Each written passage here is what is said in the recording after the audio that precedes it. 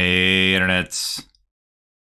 Hey, YouTube. This is Nate, and welcome to Vampire Survivors. As you see in the title, Vampire Survivors recently, or not Vampire Survivors, but the developer of Vampire Survivors recently announced that they are going to be doing an endless mode in Vampire Survivors. What do we have here? Okay, I mean, this seems pretty straightforward. We just take nice, clean, silent old sanctuary and get rolling. But yeah, so we have endless mode coming up. My opinion on endless mode has kind of like changed over time. I think when it first got announced as this was likely going to be the thing for Vampire Survivors, I was very, very negative about it. Largely because one of the biggest things with maybe even problems that I have with Vampire Survivors compared to maybe some of the other games that have endless modes is that Vampire Survivors, you typically cap out all your weapons and accessories. I would say around, I mean, depends on like how many power-ups you have and so on. I would say typically around like 20 minutes in, right? So around 20 minutes in, you are basically at full build, and from then on you are either limit breaking, in which case the game just gets like kind of stupid at that point, or alternatively you're not limit breaking, but instead you are just getting like food and stuff, right? And so my big concern is, or was, and I think to a small degree is still the same concern as before. Concern is that we're just gonna have essentially the worst part of Vampire Survivors for longer. I mean, you think you've seen, if you've watched my gameplays in the last like couple of months, I don't even play in regular speed anymore. I exclusively play in hurry mode. I exclusively play in hyper mode. And all of that because I think the most interesting part of Vampire Survivors is getting your build set up. And the reality is, like, once your build is set up, there's not enough like tactical gameplay to really, I mean, there's a little bit, like you're still dodging, you're still trying to get items, and you know, it's not like it's completely devoid, but there's not really a ton to do once you have your full build, apart from just, you know, try to survive. And I think that again, endless mode, if it ends up being very, very similar to standard mode, I could see some like long-term problems, or really just, at least me personally, I don't get super hyped about that, because again, it's my least favorite part of the Vampire Survivors run, is that very end when you're kind of just super overpowered, your build is done, and there's not really much to do. However, I think you've also noticed I've been playing a lot of Rogue Genesia, and that's kind of changed my perspective a bit. I think Rogue Genesia is a good example of, you know, it goes for a long time, but you're still making pretty active choices all the way up throughout the entire run. So it's not like, you know, it's not like you're playing, you've made all your choices, and then you're just like chilling, right? Like it's all the way up into the end, you're still making good choices. So a couple of things that I think are my hope, and maybe even my recommendation to the developers. I mean, they're gonna know better than me, right? These guys do this. They live and breathe Vampire Survivors. I just, you know, jump into the game every once in a while. But so just taking off of Rogue Genesia and like other similar games, I think there's a path forward where Vampire Survivors actually has some like interesting, very, very, very late endless, and it's still really, really enjoyable. So here would be my kind of first thing. The first one is, and this would be, I think, the most straightforward, is you gotta restructure how limit break works. I think that's like the easiest, most obvious way to address the problem. If limit break presents interesting choices, and I would say even not just like tied to the weapons, right? Like if you could limit break accessories in a unique and interesting way, or you know, something to that degree, right? So something around restructuring the limit break so that it's more engaging than just like increase the stats of X weapon by X.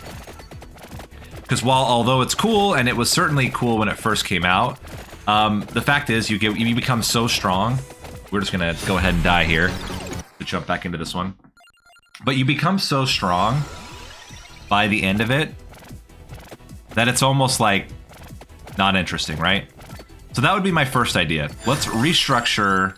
I say let's as if, you know, I'm the developer here. Let's restructure limit break so that the decisions you make in the late game with limit break are actually interesting and not just like, you know, easy auto pick selection and you just kind of roll with the game. That'd be my first idea. The second, and I think this is also one that should be fairly easy to implement, is just in endless mode only. Like, you can keep it the same in regular mode, but in endless mode, change the XP scaling of the game so that you level, especially late, you level much more slowly, to where I would say, you know, at 30 minutes into an endless run, you're roughly getting to full build on most characters, and maybe slightly earlier on like some of like the higher XP characters.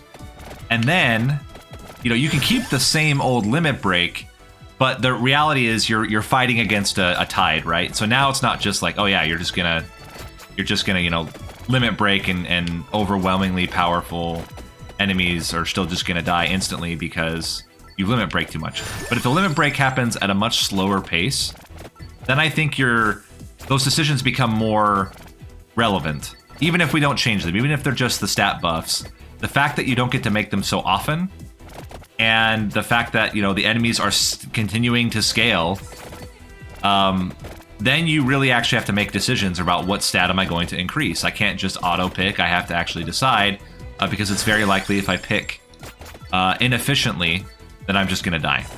So I think those would be like the two more obvious changes that you could make that I think would radically improve the late game in general, but also then make an endless mode certainly a lot more challenging, and I personally think also more interesting and fun to play.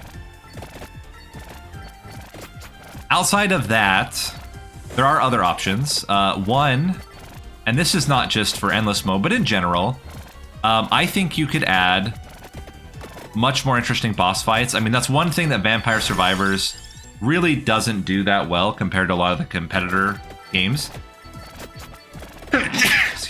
Excuse me. Is that there's no real boss fights. The bosses are just enemies that run at you. The only exception, in my opinion, is like Gallo. Like, Gallo does his freeze, he dances around you. Like, he actually has some like dynamic gameplay. I guess some of the Reapers do as well. But yeah, I think more of like that type of engaging stuff could be really interesting. Or the idea of like having Reapers kind of constantly in the wings attacking you while you're trying to survive the big onslaughts of waves. Just like make the waves more dynamic the later that it gets, so that there's some kind of tactical element that even if you're insanely powerful and you're killing, you know, 99.9% of the mobs instantly with your overwhelming power, that there's some like tactical elements. You have Reapers that are showing up, so you have the waters rising, you have you know, the Green Reaper chasing you down, that there's something dynamic to keep it interesting. I say my biggest worry out of all this is that right now, even if, like, let's say that they, I'm just talking about base game right now. Base game right now, you can essentially last forever because there are too many builds that can get you to the cooldown reduction necessary to just have infinite Larl. So that is one issue that I think needs to be addressed before an endless mode is also interesting, because then you can just live forever in endless mode and it's like not, you kind of just break the game. So I think, anyway, I kind of got off on a tangent there with that whole Larl thing, but I think it's very important.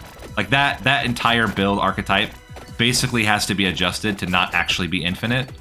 It can be close to infinite, or infinite like under extremely rare circumstances. But even then, like you really shouldn't have. You should really, if you're gonna have an endless mode, you really should try to avoid having it be infinite in any way, because then it just makes endless mode not interesting. Because you can just have a mode where like you just live forever and you can't die to enemies because you're too tanky or you have too much. Invulnerability. But anyway, back to the main point. So yeah, make things more dynamic. Include either new enemies, new bosses, new things to make the fights themselves more dynamic. And again, I would say that should be done in general for the game. And I can't imagine they're not going to. That, like, if there's an obvious thing to adopt from your, clones, I say that because, Vampire Survivors is also a clone. But if there's anything to adopt from your clones, if you're a Vampire Survivors developer, yeah, so both these I get on the ground. I think this might be a good time for me to banish. I'm not going to take garlic. There's no way. Oh, I could have actually, hold on. I could have taken garlic. We have a free evolve of it. Anyway, that's fine. It's fine. If there's anything to adopt, it's the dynamic boss battles that a lot of the other games have incorporated that are still missing from Vampire Survivors entirely. Something like that, I think, could make things interesting. You're going from boss fight to boss fight. They're much more difficult. Even with, like, massive limit breaks, you're still having to, like, dodge attacks. The bosses might charge you. They might, whatever, right? Like, they have patterns that are interesting, even if you are incredibly overpowered. Keep in mind that even in those other clones, you can get to the point in a lot of those games where you're just literally one-shotting all the bosses. This is very dangerous right now. We are in a tough spot. However, we are super close to getting first bloody tier, which will certainly improve our chances. Oh my gosh, that's incredible. What an incredible get. Right here at the moment when everything was going wrong. Now we just need a level. Come on, one more time. One more whip. One more whip. One more whip. I beg you, game. One more whip. Okay, we're getting into dangerous territory here. We literally just need one more level. Well, we need one more level, and that level needs to be exactly whip. And then we can grab the chest, and then we're safe. Okay. Yeah. So dynamic boss fights definitely, I think, would help improve just the idea of having an endless mode for me, and in general would, I think, improve the core gameplay as well. Let's grab an Arcana here. Actually, this is not an Arcana. Oh, no, it is the Arcana. I was wrong. I kind of feel like Mad Groove would be really good here. Slash, also very, very solid. So we can take that. We have all crit weapons right now. I'm going to wait until we've evolved the axe before I grab any more weapons. Holy shit. Okay, anyway. So yeah, those are my thoughts. I know a lot of people are very excited about it. I am... I've gone from like pretty negative around the idea of an endless mode to, after watching how other Swarm survivors, in particular Rogue Genesia handles endless mode, I am now cautiously optimistic that there's enough like things to... Oh, wait, we can evolve and get Fuwalufulu right now. We should definitely be doing that. There's enough, like, other games with good examples of how to handle endless mode now that I think Vampire Survivors can, do their homework. The devs can do their homework and put together a reasonable method of introducing endless mode. So I trust them. I think that they can do a really good job with it. But, my concerns, right?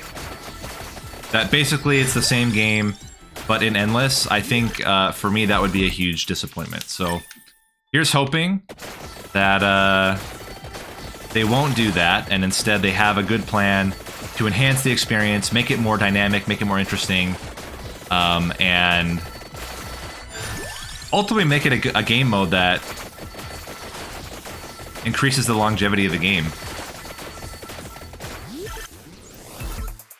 And I would say that covers really all of my thoughts on Endless Mode. By the way, if you're not aware, that got announced as part of a Vampire Survivors Advent calendar. Yes, very aware. It is not currently... I should just take the knife at this point. It's I thought I... Oh yeah, I did take the cross. It's just onto the back. I really want to get... Mad Groove here so that I can get all the items very easily.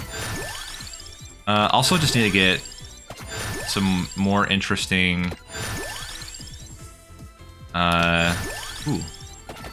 more interesting... I'd probably like Crown would be good. Crown and... what else? What else crits? Armor, I guess, is fine. I think Crown would be my last one, and then we can get Mad Groove and pull everything to us. But yeah, there's an advent calendar. It's a Halloween advent calendar leading up to the 20th of October when the game officially releases into... Not gonna get Magic Wand game. Officially releases into... I don't know, live? What do you even call... What do you call a game when it leaves early access? Late access? Normal access? Just a game? I don't know. Anyway, when it gets to that state, there's an advent calendar for every day for them to announce. I don't know if it's every day, but it's like regularly announce new things that are coming with the official release of the game. So big hype there. I think it's very exciting. The game, you know, to be honest, like the development time in early access was actually like relatively short if you compare it to a lot of games that have literally been in early access since like 2018. Like there are games that just never left early access or left it like after a million years. We'll take Rune Tracer here. But Vampire Survivors went into early access in December and is being released in October, like less than a year in early access. And it's gone through a really, really, really insane development cycle. So very, very impressive for them. I think definitely the... and you see it like colloquially everywhere. That every other Swarm Survivor game that comes out always gets compared against Vampire Survivors. Their weapons always get compared against Vampire Survivors' weapons. But I think it's time now for the game itself to, you know, evolve. And start taking on some of the better traits of its competitors in this market now.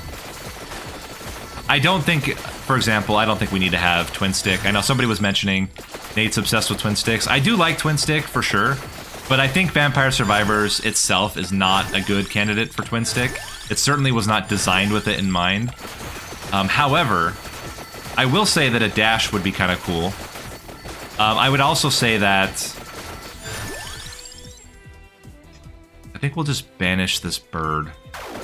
I'd also say that something tactical, a special ability, and again, that could be a dash, that could be anything, but some kind of special ability would be pretty cool. Okay, we are going to re-roll for Mad Groove here. Mad Groove. Mad Groove. Love to see it. Excellent. So now we can grab... Oh, we can't actually grab them yet. We have to wait until we've gotten our last... There we go. Crown. Perfect. Armor. Cross. Crown. Let's just start grabbing up stuff.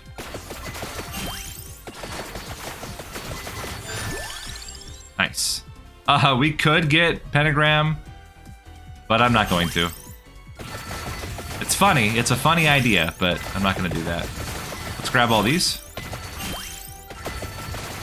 I think we're in a very, very strong position, so I'm going to allow myself to splurge a bit and grab all this stuff. Normally I wouldn't in a quick start, but I think we're in a good spot here. Oh, I grabbed Skull. That's fine. Skull also okay. We can go... oh, whoops. I did not grab this one, though. Excuse me. Big crits. Anything else that crits? I think Knife is the only one. We can just take Lightning. Fine. How are we doing on cooldown reduction right now? It's got to be pretty low, 48%. So 6%, but then also Ziasunta gets a certain amount over time. Yeah, let's just keep increasing curse. This is fine. At least the capes have already been spawned, so their health can't get adjusted as we take more curse. We should be in a good spot. We're healing really well. Fantastic stats. I don't know if we're going to be able to level everything. That would be sick. But, unlikely. Just given that we have no power-ups at all.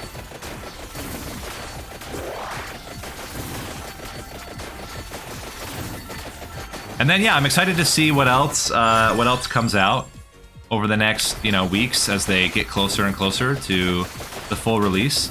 I mean, we're only 12 days away, so yeah, very excited to see what they're going to announce, what new and interesting ideas they have on the table.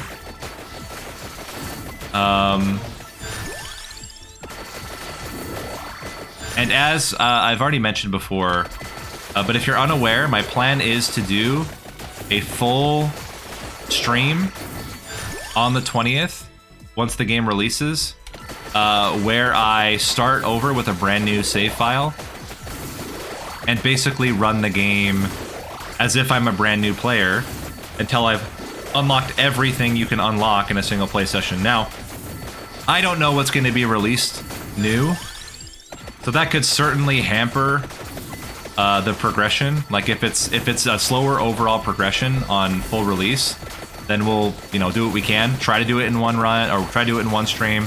Might end up being a couple different streams. But we'll have to just make a judgment call once I'm actually trying to do it. But I think if the game is basically as it is now, my guess is that I'll be able to unlock everything within roughly 14 hours. So single stream definitely seems possible there. We are getting closer. We have a lot of levels left to get. However, keep in mind that at the very last couple of waves, levels do come at you fast. More lightning ring is fine. I don't even know what my last weapon's going to be. Well, Ruin Tracer can now be evolved, so let's go ahead and get that. Then we can get one more weapon. We've got 2 more chests.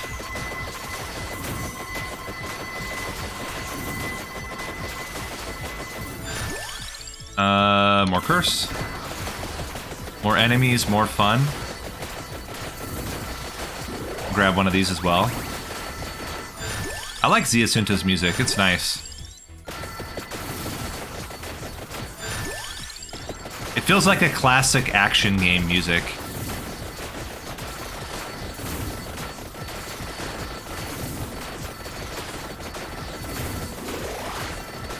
Yeah, this run should be pretty good.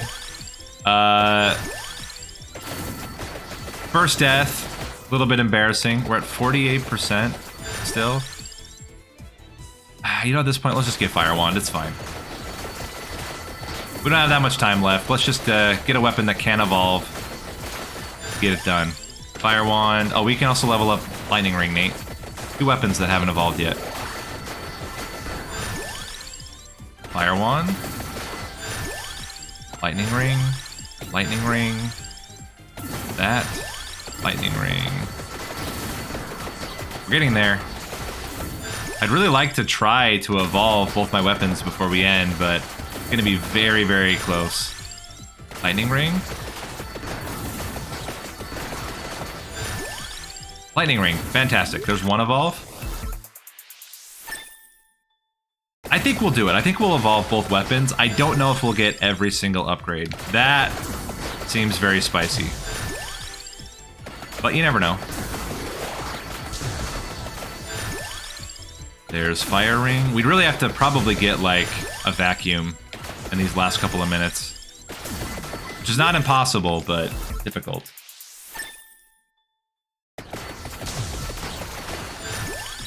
Nice. Okay, more curse. We prioritize curse above everything else. Oops, did not get curse there. Curse. Come on, magnet. Where's my magnet at?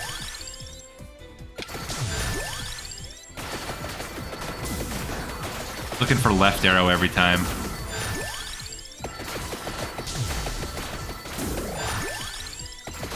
Oh my gosh, it's so close. We just need a magnet.